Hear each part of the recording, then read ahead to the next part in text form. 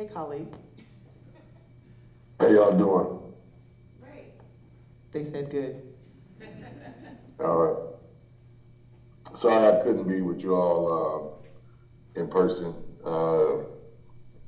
Just facing some health challenges. In fact, I had a root canal just yesterday, and I have to have an endoscopy today. So they put me through some changes. But pleasure to join in the conversation. Robert actually touched on some of the things that I wanted to touch on, I think, to really broaden this question about self-determination and national liberation out a little bit further. So I'll try to just touch on some key points without necessarily repeating, I think, too much and just move from there. But the first critical point I think we need to always start with to ground this conversation within the North American context, but particularly in the United States, is recognizing first and foremost that the entity is a settler colonial project. And that is a framing piece. It's not like an anecdotal piece, which I think in many respects, in denying that history, that reality, and not seeing the United States as an ongoing settler colonial project, it often distorts our view, I would say, of how peoples relate to each other, how they define each other, but it also distorts our view, and I would argue, understanding of class, particularly within how capitalism, colonialism, and imperialism developed in the North American landscape, and how race, ethnicity, tribe, nation had to constantly be shifted, negotiated, redefined, both externally and internally, by oppressed people, by the oppressed, those who were doing the oppressing, or were at least the instruments of the forces of oppression. If we don't really, I think, ground the project in understanding that history, we get confused. And what do I mean? What do I mean by that? Is there's a part, I think, to a lot of our arguments on the left historically that have been about, to borrow a phrase, about perfecting the democratic project, so to speak, of the United States as that project has defined itself. And it's not started from a deeper question as to what gives those who are, in fact, forcing that project on others, what gives them the right to determine anyone else's rights? What gives them the right to define a frame of conversation other than their possession of the land and the military and economic whereabouts to enforce their rule upon those who live upon the land. And I think it's a different conversation when we start from a perspective of what does the real decolonization look like, what it might look like, how would it redefine relationships between people in a fundamental way. And I think asking that question, we're not going to have a lot of time to do it today, but asking that question, I think, changes some of the dynamics of how we see race and how we see class, and it puts us into a more central conversation of how do we want to relate to each other on this landmass, in this space, in this time, in respect to the balance of the ecology of the earth, which has also always been a critical question under capitalism, but as I believe we all know, we are now facing a more critical dimension of this question with climate change, and I think even more importantly, something that's often left out, is the extinction event that we are actually going through right now, and of which the humanity is the primary agent of. So we have to re-articulate that question, and I think looking at it differently Perfecting the U.S. project, I do not think should be a goal of the left. Let me just put that out as a piece. I don't think that should be our goal. I think it should be much more a radical reorientation and a dismantling of the U.S. project along a new, broader, deeper, and democratic line that starts both the ecological understanding of how we move and how we're relating to the earth, and then how we relate to each other. And I think those things have to be balanced. Now, so that was just an introduction, trying not to repeat. Now, the related to question of Black liberation. Going back to the beginning, I mean, since the very first moment that the Portuguese and the Dutch and the Spanish and the British ships started importing people from Africa here, African folks have been fighting, resisting, running away, starting new societies, joining in with indigenous societies, or sometimes fighting in former societies of their own, the maroon communities. And so that dynamic has always been a core part of our existence here in the United States. But one particular piece of the tradition that I come out of has always really focused on the areas where we have been historically, and even currently, most concentrated. And that greatest concentration spans a stretch basically from Maryland through East Texas, in kind of broad swath of what many people call the Black Belt, but its greatest concentration being from South Carolina through Louisiana.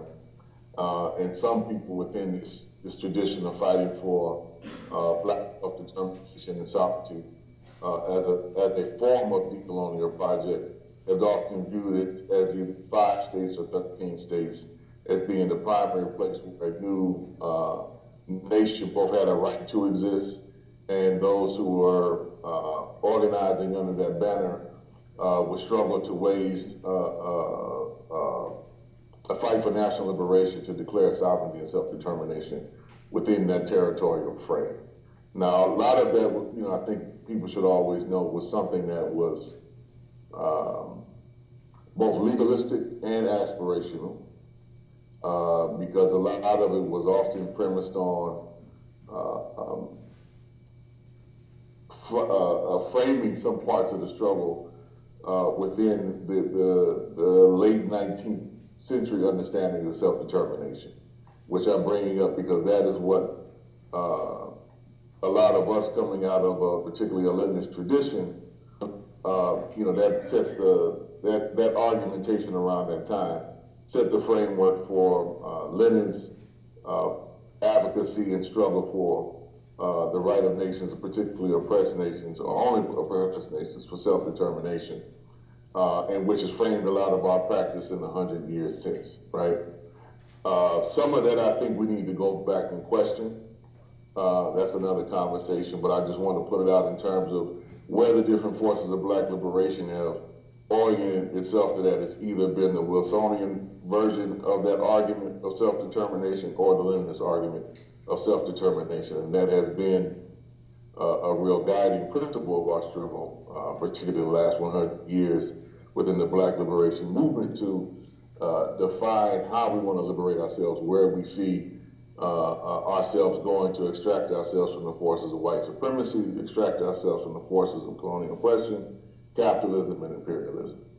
A lot of the framing of our work here in Jackson has concretely been within this framework and tradition. The Jackson Kush Plan, for instance, is firmly rooted in aspects of this tradition, and what it fundamentally is how do you build a base within the larger framework of trying to advance the question of New African independence? How do you build a solid base as a launching pad to further this liberation project? That really is how the Jackson Kush plan should be understood and should be read. And just recognizing both some of the weaknesses at the time that was printed and thought about. I think if we were to frame that piece and that strategy after the uprising in Ferguson, it would be a little different than how it's framed now. In part to both try to educate a younger generation, which is not being schooled in some of these politics, no fault of their own, but just the state of where the Black liberation struggle on the left has been overall as being very weak in touching a lot of those forces, those emerging forces. But the project is really grounded and rooted in that history and trying to get people to understand that history as a core element of what we're attempting to do in a small scale, given the limitations of where our movement is, again, what I was saying, and where our read of the balance of forces was and is, and starting to articulate that project. And what I mean by that is, as many of you know, the tradition that I've historically come out of has been very, what's the word I would use? We've been very reluctant to engage in electoral politics within the United States framework. So the decision to start fielding candidates in Jackson really was a major leap for us in that regard. We had been experimenting with it a little bit before, just so folks know, in Alabama with the Freedom Party and what some of our comrades were doing there just prior to Hurricane Katrina and immediately after that period. And we drew a lot of lessons and reflections on that and then incorporated it into the work in Jackson. But that was a leap for us. But the aim of it was always, how is this advancing the cause for the building and the development of both self-determination, national liberation, and socialism? Like, that has always been a very explicit aim of the projects that I was invested in and working on and building towards in that particular aim. Now, I just want to bring back one question that I heard mentioned, and I know me and Robert have talked about this, over some time. One of the things within this articulation of particularly New African independence is, how do you justify making claims on indigenous land? And the thing that we've always, or I think at least a section of the left within that tradition, I should say, within that tendency has always said that we make no claims and have no claims over and above the claims of indigenous peoples. That we recognize first and foremost that all the land, every square inch of it, belongs to indigenous people. And that in our struggle and quest to dismantle the forces of white supremacy and capitalism and imperialism, we have to be in a principal relationship with indigenous people. Now, that's often been a little bit harder than it sounds, just given some of the historical dynamics, particularly in the South, where unfortunately some of the nations there sided with the Confederacy during the Civil War. So there's some complications in the relationship, but I think we've always maintained that we understand the limited choices that the different nations, including ours, have had at different times, and we have to read the context in terms of creating new relations and creating a new articulation of where we want to go, and to present that to any and everybody, but first and foremost to indigenous people, and renegotiate again that principle. How do we want to exist on this land? Because it is our understanding of most indigenous cultures, not just here but everywhere, is there's a deep and fundamental understanding within those frameworks that the land is something that is to be shared, and it is not something that any one person, individual, group of people ultimately owns, just because that's an inverted logic. How do you own something that's going to be there long after you are dead and gone? And something that gives you substance, and it's really the relationship. As I've gone on to understand, the relationship should actually be something in reverse. I belong to it, it does not belong to me. And so, how I relate to it during my time here has to be re-articulated, rethought through, and that, I think, gets us into a deeper question of interrogating capitalism and in looking into trying to develop a post-capitalist system. What are the things about the methods of production that we want to replicate, and what are the things that we know we have to get rid of so we don't destroy the earth and destroy the ecological balance, just trying to pursue a higher level of material well-being. So I just wanted to stop there. My mouth is hurting a little bit. This medicine is not making me as sharp as I want to be, y'all, but hopefully there's some contextualization and further pieces that we can discuss on what I laid out, and in the question and answer period, we can address some more specific points that come up.